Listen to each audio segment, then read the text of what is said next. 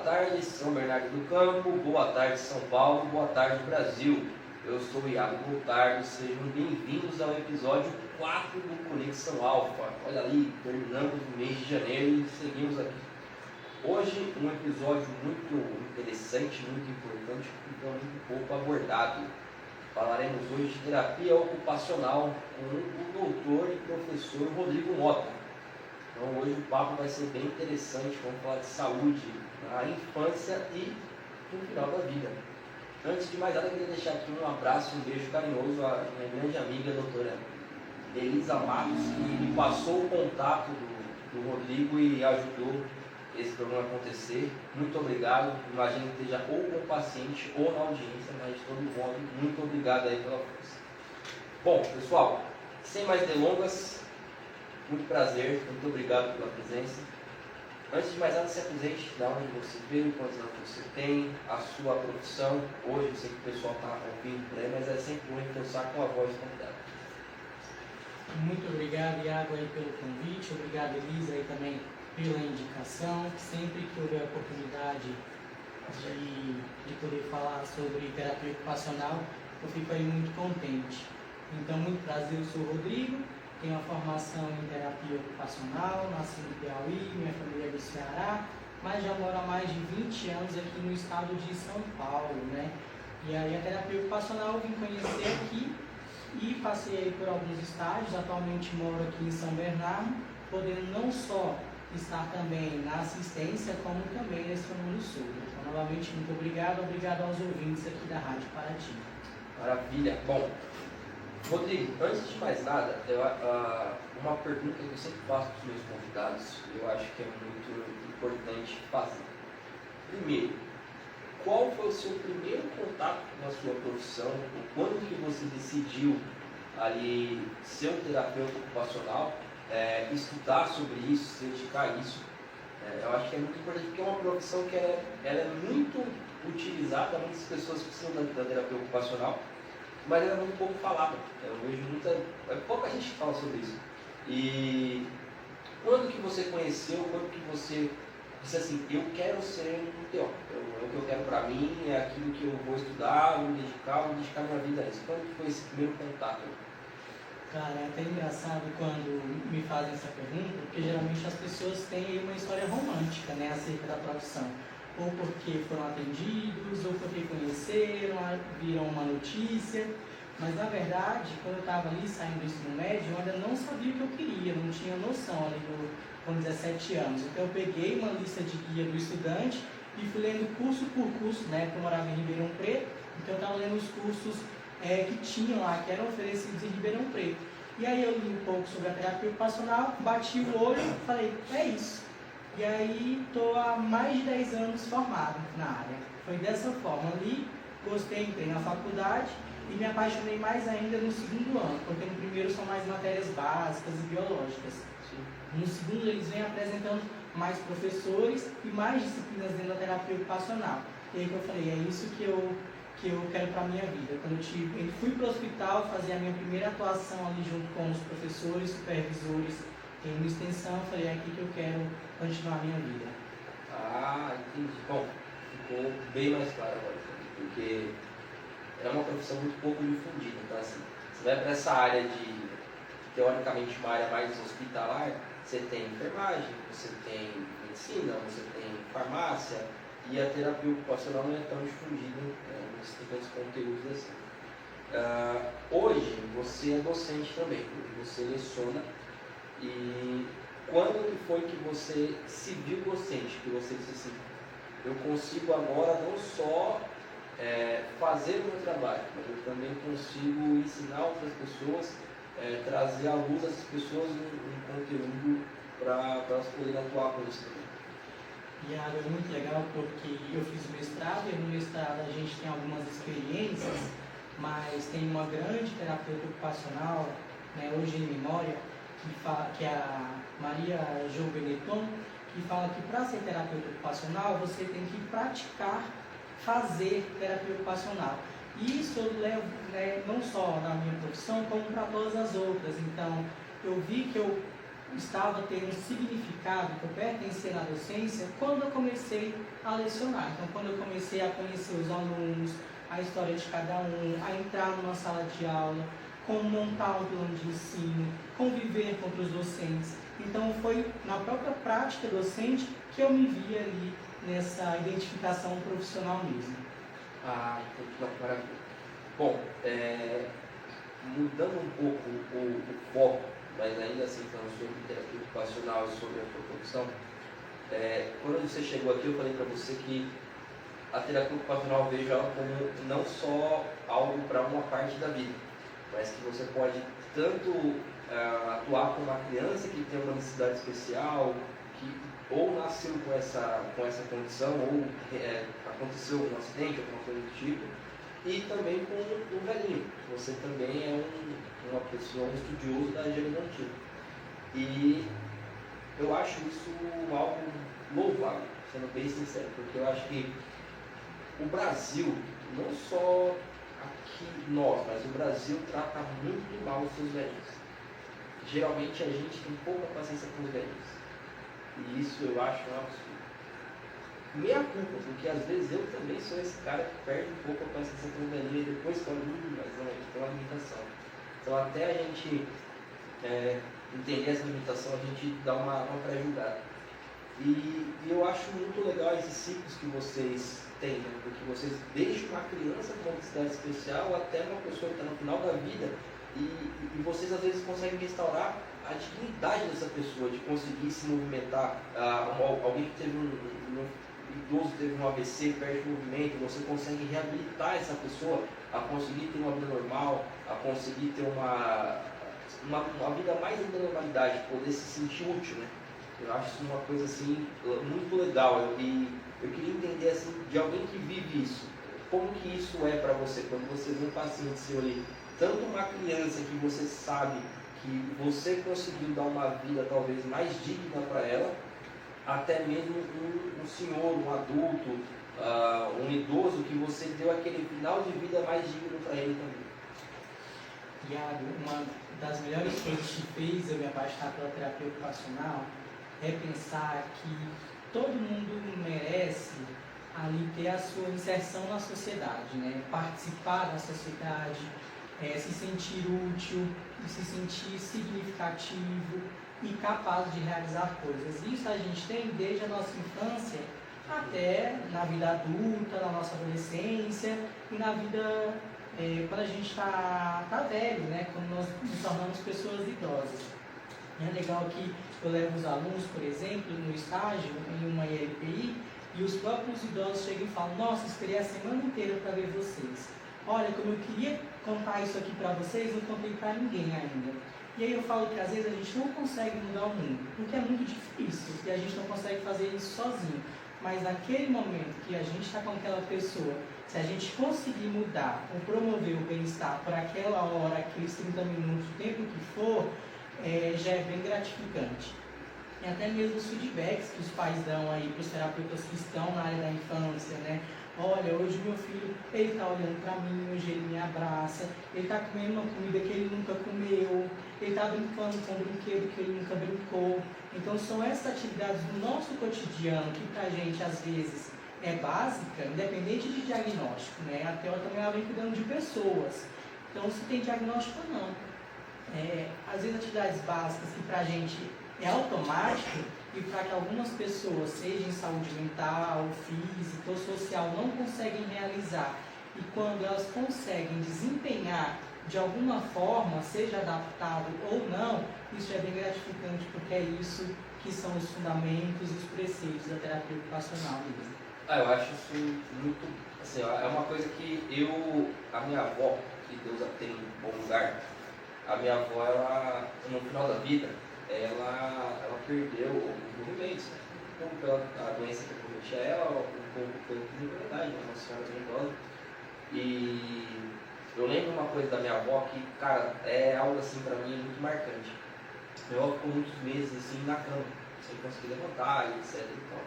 E aí aos poucos, aqui em São Bernardo do Campo, eu não sei como chama hoje, tá? Mas na época chamava PID, que era Programa de Internação Domiciliar.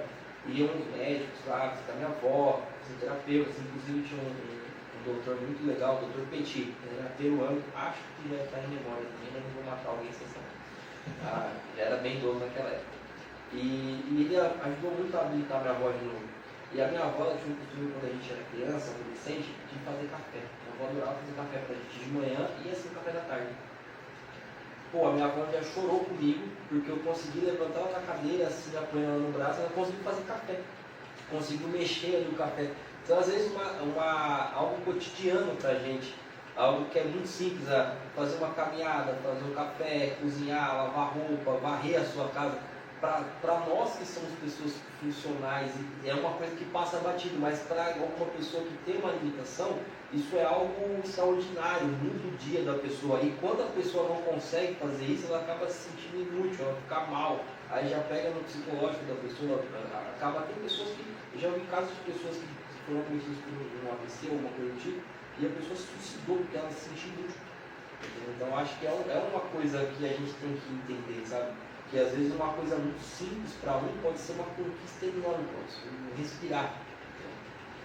Sim, por isso que antes de qualquer diagnóstico, agora muito legal isso que você comentou da sua avó, porque como você trouxe lá no começo, a gente às vezes acha que o idoso só merece ele ficar na cama, deitadinho, que não tem uma vida, então você tira ela da cama, levar para tomar um café, fazer essa participação no convívio familiar.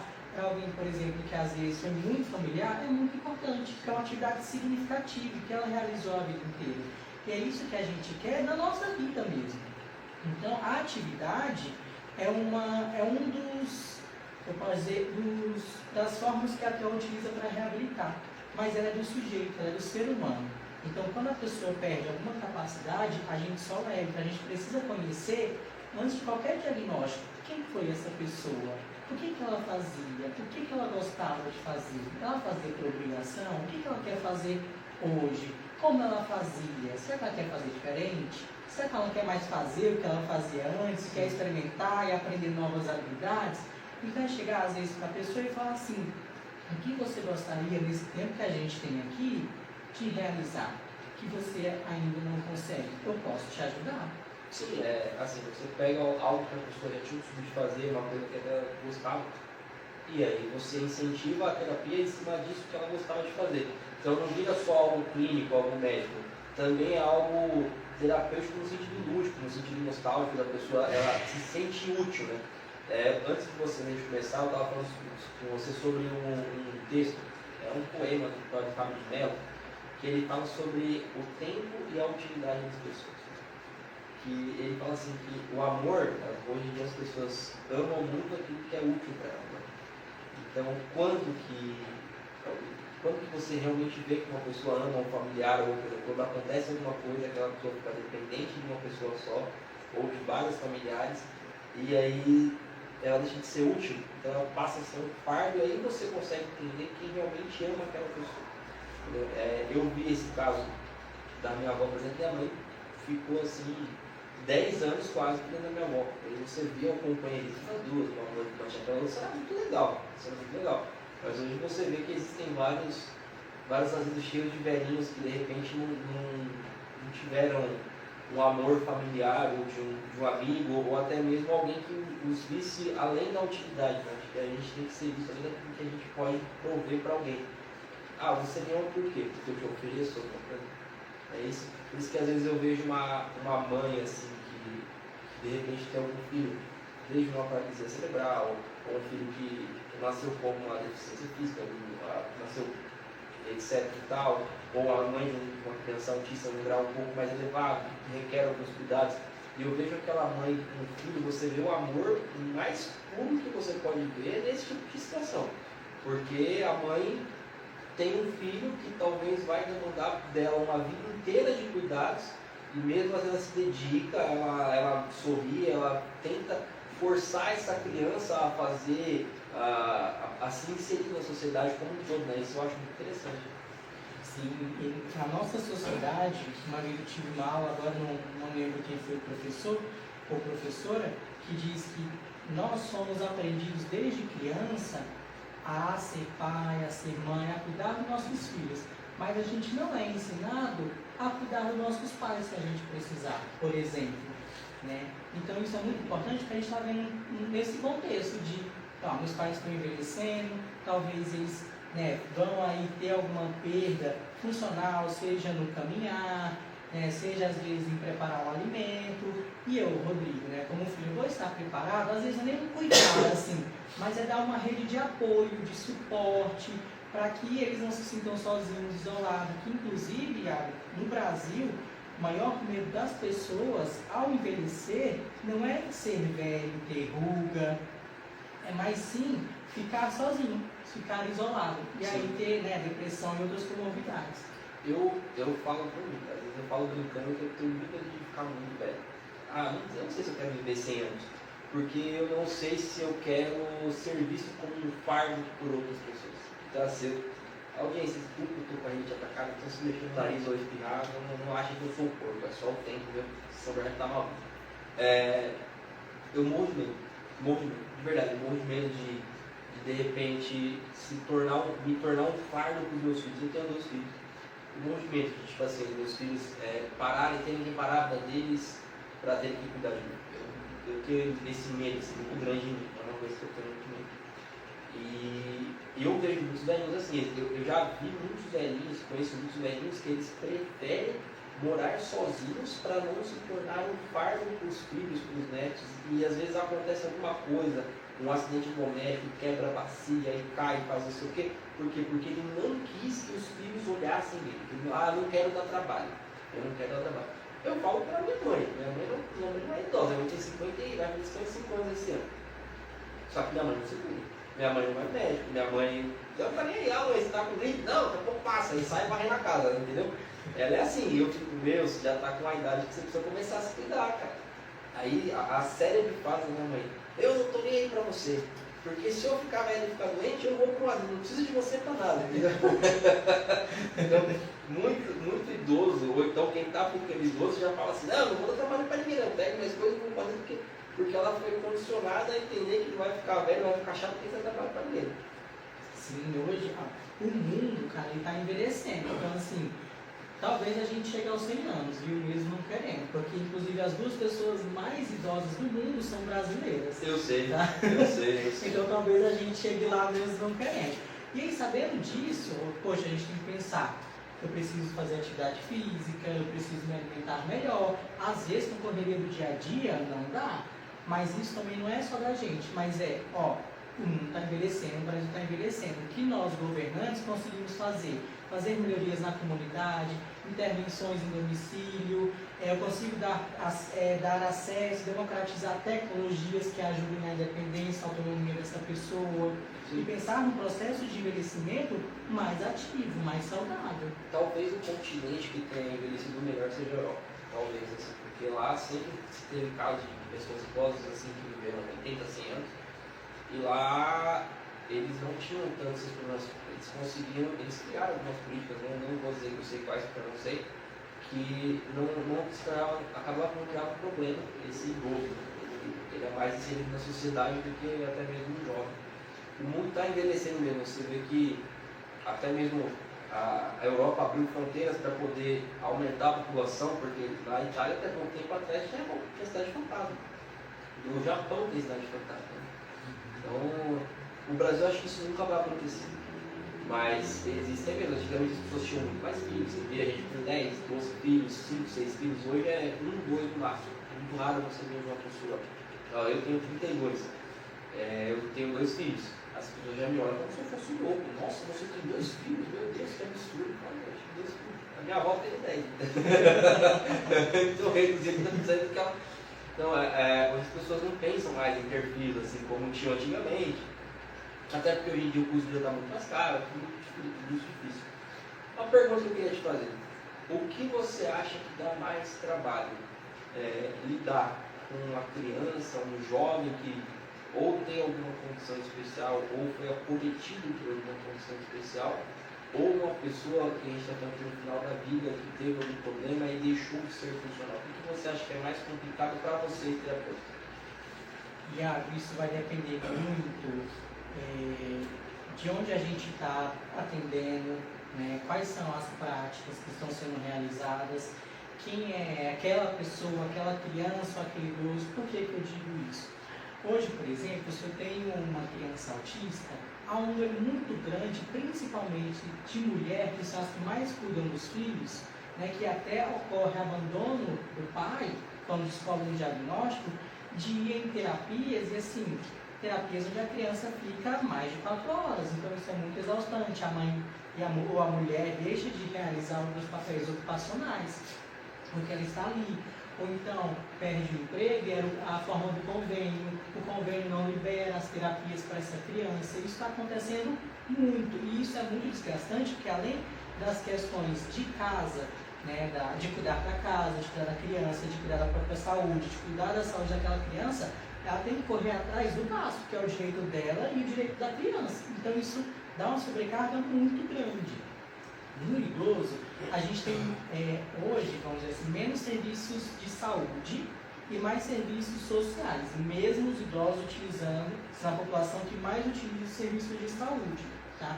Mas a gente não tem aí todas as condições de o idoso ficar, por exemplo, 4 horas dentro de uma clínica, passando por processos de reabilitação. É muito difícil encontrar um idoso que não come, né, que come, deixa de comer, às vezes comia antes, mas vai trocando por outras coisas. Tem casos de crianças que só comem polvilho e água, só. Já ouvi falar, tem a principal autismo tem muita restrição alimentar, né? As cores, eu vi uma reportagem uns anos atrás que tinha um autista que ele só comia um prato, que era um prato bem antigo, daqueles pratos de vó, sabe? E aí quebrou o prato, ele ficou uma semana sem comer. Aí a mãe postou na internet pedindo, gente, eu compro o prato, pelo amor de Deus, me vendam esse prato que eu preciso. Porque é uma rede, eu não consigo entender, de verdade, é uma óbvia, né? Uma novidade, mas deve ser muito maluco para a mãe, né? Que ela tem que rodear o mundo em volta daquilo. Exato, o mundo dela acaba virando essa criança, entendeu? Igual, tem casos, por exemplo, a criança só toma leite.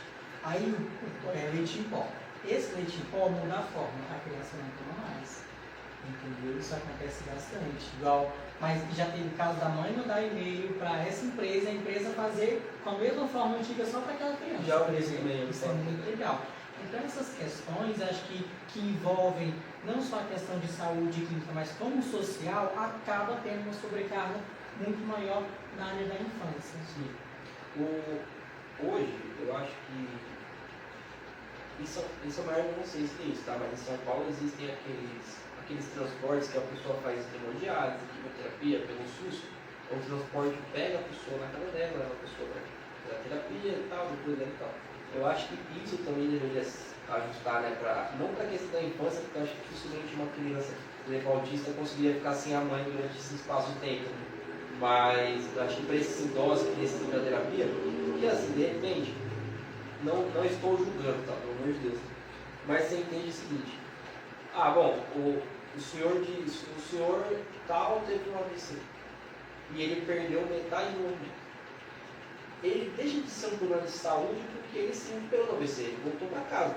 Só que as pessoas o sistema de saúde não se preocupa com depois, não se preocupa com essa terapia ocupacional, como que essa pessoa vai se sentir por não conseguir fazer o que ela fazia em outros momentos. Quando eu já fui casado por alguns anos, tinha um tio da esposa que ele tinha, na verdade que eu não me lembro, ele tinha limitação de movimento. Ele começou no movimento, foi limitando até já falecido. E eu via o sofrimento da esposa dele, assim, não sofrimento ruim, né, mas assim, de ter que acompanhar, de ter que correr atrás, dela ter que tomar prejuízo, porque não existia alguém, algum lugar, uma pessoa, uma entidade pública ou privada que oferecesse aquele apoio para ela, tinha que fazer pela mesma. Então eu acho que talvez falte isso, entendeu? O idoso. Não, mas ele recuperou do AVC, ele foi embora. Está em casa. Não, mas na casa dele, sabe se ele mora sozinho, sabe se ele vai conseguir cozinhar se é um momento normal? Sabe se ele vai conseguir lavar a roupa dele? Entendeu?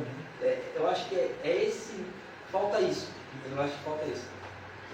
A gente até tem, mas é pouco, porque a gente tem na atenção primária em saúde, mais conhecido como postinho ou as UBSs, a estratégia de saúde da família, que são equipes, né, que são formadas aí uma equipe básica, vamos dizer assim, médico, um enfermeiro, técnico de enfermagem e os agentes comunitários de saúde, que tem apoio de um núcleo de apoio à saúde da família, que aí entra equipes multiprofissionais.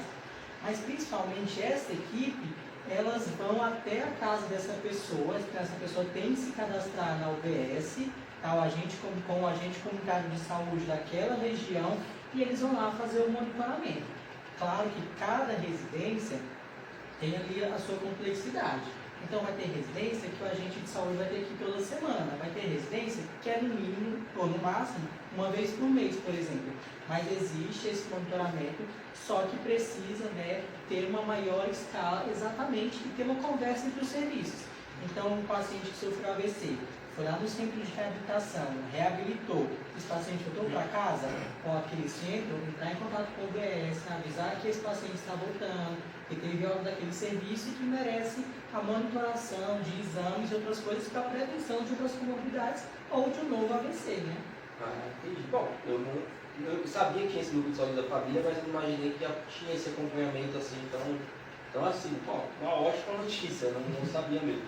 Bom, pessoal, vou para um rápido intervalo com os nossos apoiadores culturais aqui, a gente volta em uns 3 minutinhos, por enquanto, siga a nossa audiência aqui, Rádio Paraty, a rádio da sua cidade.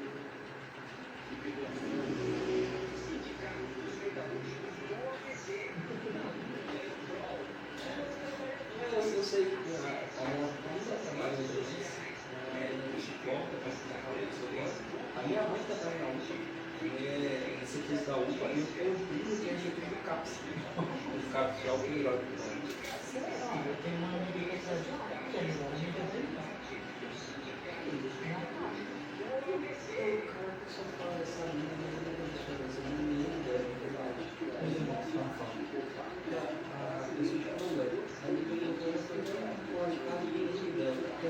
Eu guardo isso, mas isso é bom.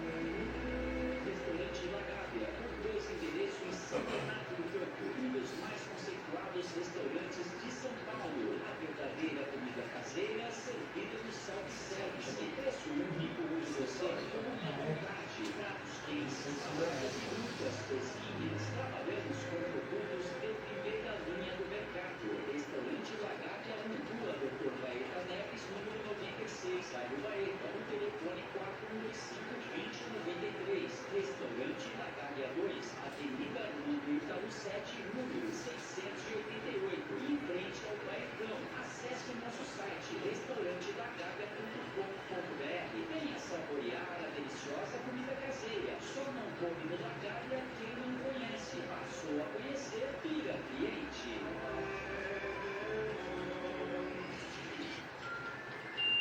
18 horas e 32 minutos. CFM, a rádio da cidade. Identificação Fogo 912. Rádio Paraty FM, operando frequência modulada de 87,5 MHz. Uma emissora da Associação Cultural e Comunitária Paraty. Boa tarde, São Bernardo, boa tarde, Brasil. Estamos de volta com Conexão Alfa, hoje com o professor doutor, terapeuta ocupacional, Rodrigo Mota. Bom, Rodrigo, seguindo o assunto que estávamos antes do intervalo, você falou que hoje o mundo está envelhecendo, hoje temos aí uma expectativa de vida maior. Eu sei que há uns 30 anos atrás, uma pessoa de 50 anos era considerada uma idosa.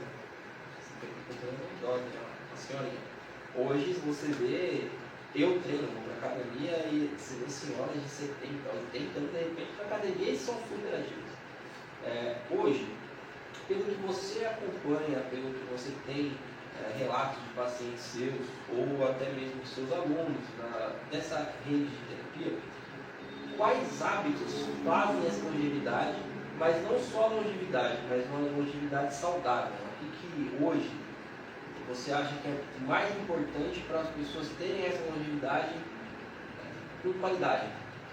Olha, desde 2020, Iago, o Brasil assinou, né, junto com outros países, a década do envelhecimento saudável. Então, nesses 10 anos, quais ações e práticas a gente precisa ter para um envelhecimento saudável, não só para pessoas idosas, mas para os adultos, para nós que estamos nesse processo de envelhecimento. E aí é preconizado atividade física, é preconizado uma boa questão nutricional, é preconizado uma intervenção mesmo, né, na comunidade em questões de serviços públicos de saúde mais próximos da comunidade. Também, e o que os idosos, né, mais dizem quando a gente vai atender, é ter uma boa rede de apoio, seja amigos, parentes, entes queridos. E também a gente está no conceito que você até trouxe da Europa, falando, eles realmente são muito para frente nisso, que se chama Age in Place, que é, não tem um termo traduzido para o Brasil, mas é envelhecer bem em casa e na comunidade, que preconiza tudo isso, principalmente o afeto dentro daquele bairro, daquela comunidade e acessibilidade urbana e rural também. Eu acho que isso é importante, né? Essa rede de apoio, essa estrutura, né? Então, acho que você tem que ter uma estrutura para envelhecer bem. Mas assim, em relação a hábitos pessoais, sem depender de ninguém. O hábito que se eu tiver, talvez isso me leve a um envelhecimento melhor, a uma velhice mais saudável. Olha, boa noite de sono é muito importante, cultivar isso. Morto. Até as questões financeiras também, né? Então hoje muito idoso não se aposenta porque perde um pouco da renda. Isso é muito importante, principalmente no contexto que a gente vive hoje. Então a própria renda socioeconômica ali para eu poder ter comida dentro da minha casa, para eu poder ter o meu lazer. Então assim, quero ir lá na pracinha, jogar meu baralho e tomar minha cachaça com os meus amigos ali do bairro. Poxa, preciso de dinheiro para isso. Olha, isso para mim, eu vou ter que até pronto. O cara tá idoso, não pode beber, não pode comer carne, o cara pode tudo, ele tem que regrar, tem que ser um cara regrado. Não adianta você cortar tudo que aquela pessoa amava, porque senão ela não vai viver, ela vai existir. Tem um seriado na Globo, que eu não me lembro o nome, mas que ele se inspirou no Monarca, que era um cantor de samba que eu gosto muito, que a história dele, é a história dele, que ele chegou e estava com câncer na garganta, estava vendendo. Chegou no hospital e o hospital disse para ele, a gente vai fazer cirurgia para você, mas você não vai poder mais sentar, que era a vida do cara, não vai poder mais comer nada, sólido, e você vai poder beber. Ele falou assim, então não quero cirurgia, deixa eu Pois é, para algumas pessoas é isso, né? O que é importante para que a gente, não é só eu estar vivo, mas é ter qualidade de vida, é viver, né? Não, porque a vida é um sopro, você vive uma vez só. Não, mentira, você vive todos os dias, você morre uma vez só. Eu falo isso para as pessoas. Não, tem que tomar cuidado porque eu só vivo uma vez. Não, mentira, você vive todos os dias, você só morre uma vez. Aí, às vezes você, óbvio que eu não estou falando para ninguém que sair chutando balde. Não tem porquê, mas você tem que viver. Eu acho que as pessoas têm tantos medos, tantos bloqueios que ela não vive. Às vezes a pessoa chega com 80 anos e não fez nada na vida. Ela só ficou olhando. Mas se eu colocar uma samambaia na minha casa, por 80 anos ela vai ficar. Entendeu? Então eu acho que as pessoas têm que viver. A minha avó, quando estava no final, o médico falou assim, não tem mais o que fazer, já está no paliativo. O que ela quiser, cara, pode fazer. Então é isso. O que minha avó queria, eu fazer para ela. E a felicidade é muito individual. Ela vai muito de cada um. Então, tem pessoas idosas que são felizes ficando em casa, perto da família, ou às vezes querendo ficar sozinho, tendo seu tempo, tem idosos querendo viajar, até mesmo cuidados paliativos, né? As redes sociais hoje trouxeram um pouco mais de visibilidade para essas pessoas, tanto, né, para preconceito de outras pessoas, mas eles também utilizaram dessa rede. E é muito legal quando aparece vídeo de alguém entrevistando assim, uma pessoa mais idosa, mais longeva, com seus 80 anos mais, e pergunta qual o segredo aí da longevidade. E a pessoa responde, ó, é beber cerveja e ser solteira. Mas, né? ela foi aqui no segredo. Exatamente. Eu tenho um desses senhores que é um dos mais velhos do Brasil, estava com mais de 100 anos. Ele fala, todo dia eu tomo uma cachaça, desde que eu tinha 12 anos. Vai falar pro cara parar. Aí eu acho que se você priva isso, a pessoa morre, porque eu acho que é uma questão, eu não sei se é psicológica, psiquiatra ou até mesmo espiritual. Quando você priva uma pessoa da felicidade, ela morre, cara. Ela morre. Ela pode não morrer fisicamente, mas ela morre aos poucos por dentro. Quantos casos a gente já não viu do marido morrendo um dia e a esposa morrendo no outro? Estava 60 anos casado. Eu acho que tem muito isso também. Eu acho que quando você fala de saúde, eu acho que você tem que falar de tudo. Você tem que falar da saúde mental, da saúde física, da saúde psicológica e da saúde espiritual daquela pessoa. A minha mãe, ela hoje é católica. E aí de tempos em tempos tem um negócio que eu Ramos, inclusive o pessoal, quando quiser ir, eu falo na rádio que eu não lembro quando que é o tal do Cerco de Jericó. Que é umas missas especiais, aquele negócio de libertação, etc., que é até legal. E aí eles, as senhoras da comunidade da igreja, que é a minha madrinha que faz a captação dessas senhoras, elas vão lá fazer fogaça para vender, com pernil e tal. E essas senhoras, elas esperam o ano todo, isso é um evento, elas chegam lá na igreja toda perfumada. Tem uma senhora lá no Libano que está com 27 anos, ela dirige. E ela vai lá fazer a fogata dela, ela vai lá, ela fala, quando eu vou lá comer, ela faz o meu prato. Eu sou prato, tem que comer, tem que se alimentar direito, tem que ser o quê. E aí, como é que eu vou falar com uma senhora dessa? Não, gente, não, fica em casa. Eu acho que a cabeça e o espírito adoecem o corpo. Eu tenho isso pra mim, eu não tenho informação científica disso, zero, mas pra mim adoece. Pra mim adoece. Você priva alguém de fazer uma coisa que ela amava. A pessoa, ela fica doente. O corpo sente isso. Eu acho que às vezes até um medo também, né, Iago? Quando a gente tem uma criança ou uma pessoa idosa que está passando por alguma necessidade, né, de diminuição da funcionalidade, a gente fica com esse medo de perder a pessoa, né? Então a gente acaba às vezes tentando ter o controle daquela vida, achando que sabe o melhor para ela, né? Então, olha, você vai parar de beber, você vai parar de comer açúcar, porque você tem diabetes, você vai parar de comer seus doces, a criança vai, você vai mais poder ir no parquinho, por exemplo, né? Então, às vezes é um medo e falta, né, de conhecimento e de informação sobre o processo de cuidar. Então, o que é realmente o cuidar? A gente precisa ver muito isso em questões de personalizado, né? O meu cuidado para você é um, o meu cuidado com o outro é outro, com o outro é outro e outro é outro. O cuidado ele é personalizado. Então, eu me considero, tá? É um título que eu mesmo me dei, uma auto-nomeação. Eu me considero um observador do mundo, tá? E muitas analogias que eu faço das pessoas e da vida, eu falo que a vida imita a arte e vice-versa. Muitas vezes eu assisto um filme que me fala alguma coisa tipo. E eu estava pensando, um pouco antes de convidar você para essa entrevista, eu estava assistindo uma série chamada This Is Us, não sei se você conhece essa série. Já ouvi falar, já. Assista porque, assim, pra mim, tá no meu top 5 de séries da vida. E eu nunca me emocionei com nada na minha vida. Assim, de chorar, nunca. Assim, ficção, sabe? Eu nunca. Essa série me deu uma garganta, quase que eu chorei. Mesmo a gente xingar porque meus filhos nasceram no chorar. Mas essa série me deu uma garganta. E essa série, ela aborda muito esses temas. Ela aborda desde o neto da protagonista, que ele nasce cego, e aí a luta da filha dela é mostrar para o marido que aquela criança, mesmo cega, ela tem que ter independência. Ela tem que saber o mundo ao redor dela, não vai parar por ela, entendeu? Então eu acho que, isso é maravilhoso, isso tem que acontecer, sabe? Eu acho que já ouvi falar assim, mas eu quero você viva. Aí a mãe fala assim, mas me deixa viver então. Me deixa viver.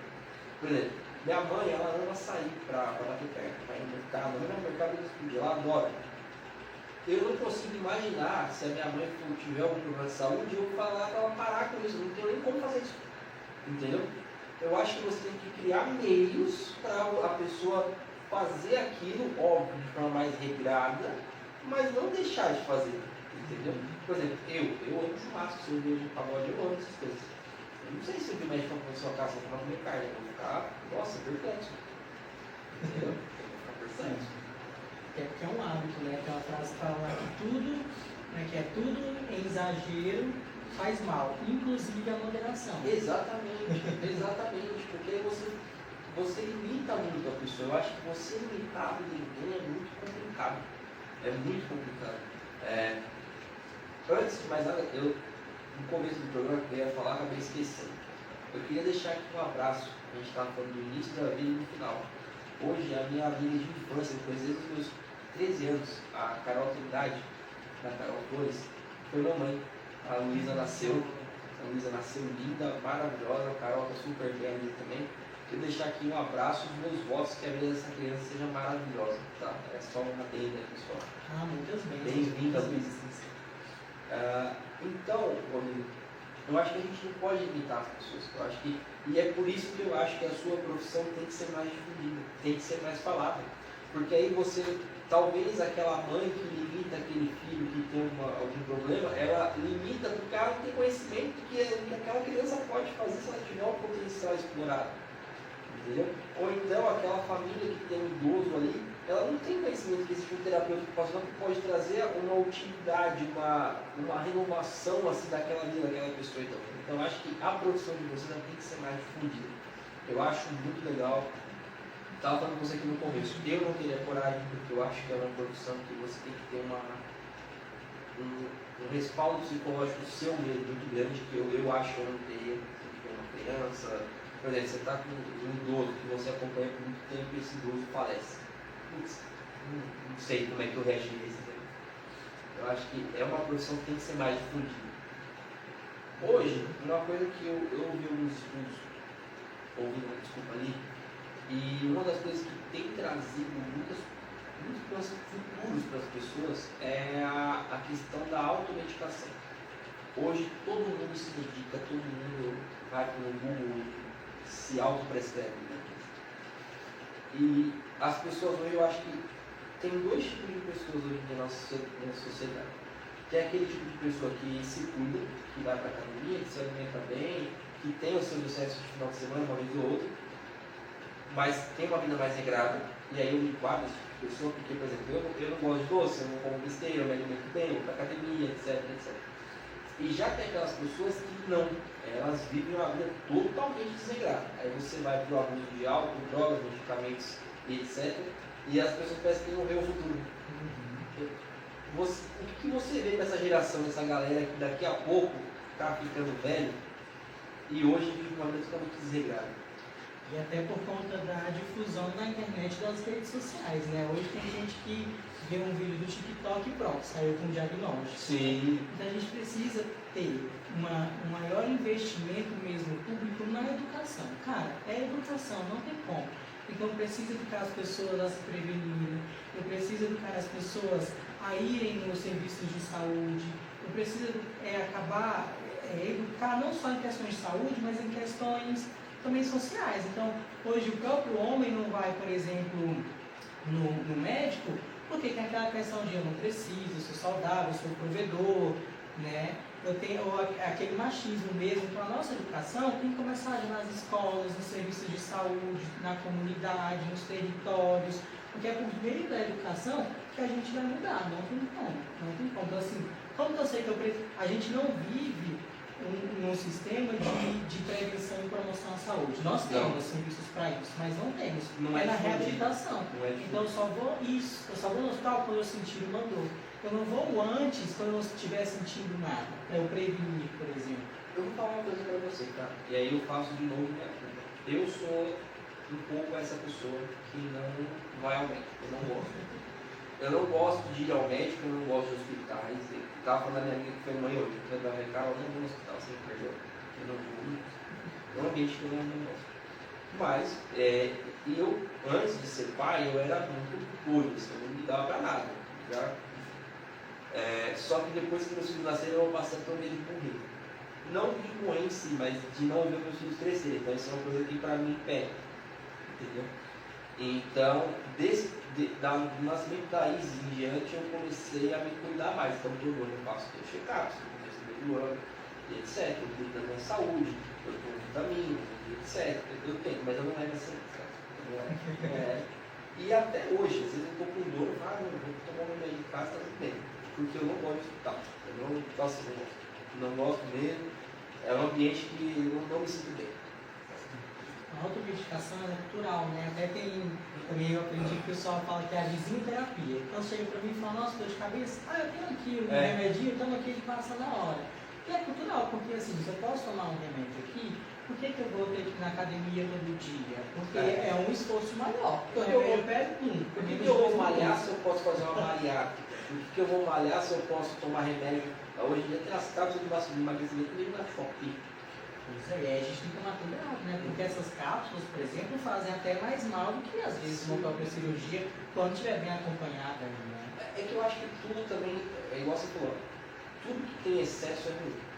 Então, por exemplo, tem pessoas que eu entendo que não tem tempo de ir para academia e tal, a rotina de trabalho. A rotina de vocês, você tem um paciente, você tem aula para dar, às vezes você não consegue parar na semana para fazer academia. Então você tem que se regrar mais em casa. Mas tem gente, cara, na academia que eu vou mesmo tem isso aí. Tem gente que se você for de manhã o cara tá lá, à tarde o cara tá lá e à noite ele tá lá também. Não dá, o cara não vive, ele fica naquela bolha. Entendeu? Eu acho que tudo tem um limite do aceitar. Aí hoje em dia já viu gente aí injetando coisa. Um dia você vê no Instagram, quer comprar um Danone e tal, não sei o que, para tomar. Cara, isso é perigosíssimo. Você tomar um hormônio, entendeu? Você bagunça o seu corpo todo. Mas não, eu quero ficar no shape, quero ficar bonitão. E aí vem de novo aquele advento das redes sociais. Que hoje todo mundo quer ficar bem sem camisa, vou para balneário Camboriú para ficar no shape. Sim, hoje as pessoas acreditam muito, até porque a gente vê nessa questão da venda, da compra de produtos, né? Então, o que é autocuidado? É eu fazer minha skincare, é eu ter o meu shape, eu ter ali eu poder viajar para descer para ABC no final do ano, entendeu? Sendo que o autocuidado é muito mais que isso. Às vezes a pessoa está com a skincare em dia, mas não vai fazer exame de sangue há 10 anos. Exato, ou às vezes não está fazendo algo que gosta, que é útil para si. Porque hoje em dia acho que as pessoas elas vão falar uma idiotice aqui, mas é muita carcaça, o interior pode estar podre. Entendeu? É a carcaça. Se o que está apresentável aos olhos está bom, cara, o resto eu vejo depois. Sim, esse o Brasil daqui, acho que daqui uns anos vai ser pioneiro em ansiedade e depressão, né? Eu acho saúde mental. Olha, eu vou falar para você, eu acho que já é.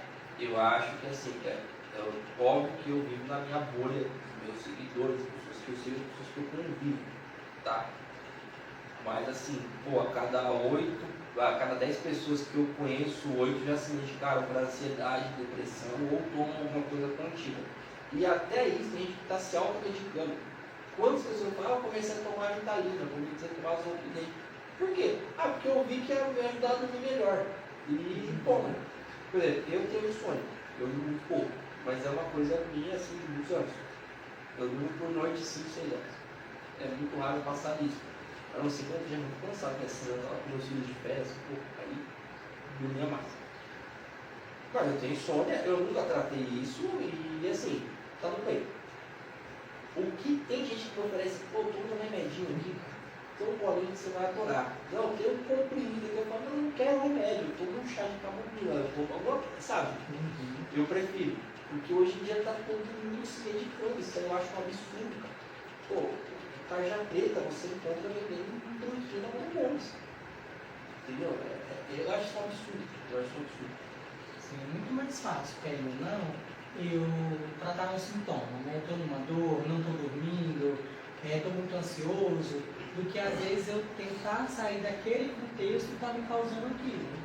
Eu não poder também sair daquilo. Né? Você está muito ansioso, o que você faz? Vai para terapia. Se o terapeuta não deu jeito, aí você é psiquiatra e ele vai te dar o remédio correto para você tratar aquilo. Hoje as pessoas estão pulando a etapa. Isso aí. Hoje elas estão se auto-diagnosticando, se automedicando, porque as pessoas hoje elas são muito imediatistas. Tem um estudo da FIFA, nada a ver com o pessoal dessa, que eles têm uma preocupação com o futebol, porque eles falam que as pessoas não conseguem mais focar muito em uma coisa. É o TikTok, é um minuto. As pessoas hoje não sabem mais que nossa infância de ver comercial na televisão. Porque na Netflix você consegue pular, você consegue pular.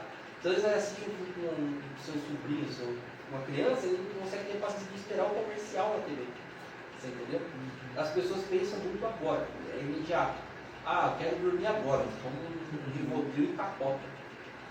Entendeu?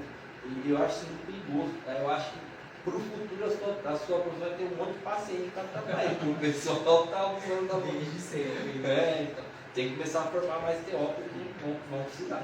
A gente não pode ser refém da medicação, né? A medicação ela é boa quando necessária e complementar a estilos de vida e hábitos saudáveis. E, gente, eu estou falando sobre medicação pesada, pelo amor de Deus. Ah, estou com dor de cabeça, eu tomo dipirona, né? Um paracetamol, sei lá, alguma coisa. Estou falando de se medicar com tarja preta, um remédio que é forte. Agora tá com uma dorzinha de cabeça, alguma coisa do tipo, você pode, né? Óbvio, dentro da normalidade. Estou falando que você não pode tomar remédio nunca mais, é só para você e dentro daquilo que é aceitável.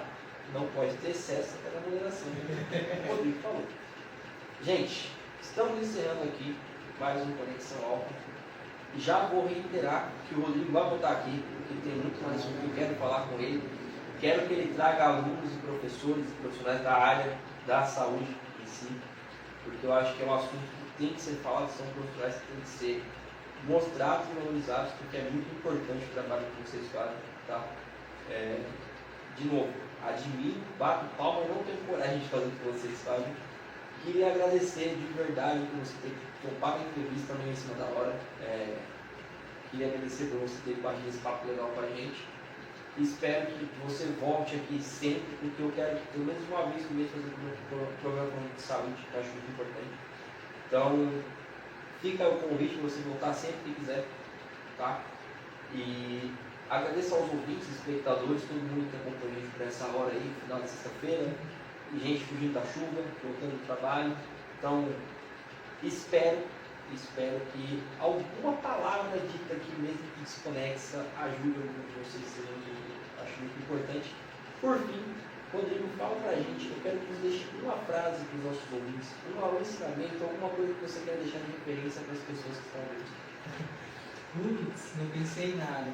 Mas olha, tem uma frase que é muito famosa na graduação da PO, e eu acho que nas graduações de saúde, que é antes de tocar outra alma humana, saiba que ela é uma alma humana. Muito obrigado. Óbvio, foi ótimo compartilhar essa hora com você. Pessoal, próxima sexta-feira, espero vocês aqui. Convidado especialíssimo, às 18h, já diria o Chaves, nessa mesma hora, nesse mesmo canal. Espero vocês na próxima sexta. Muito obrigado pela audiência. Fui!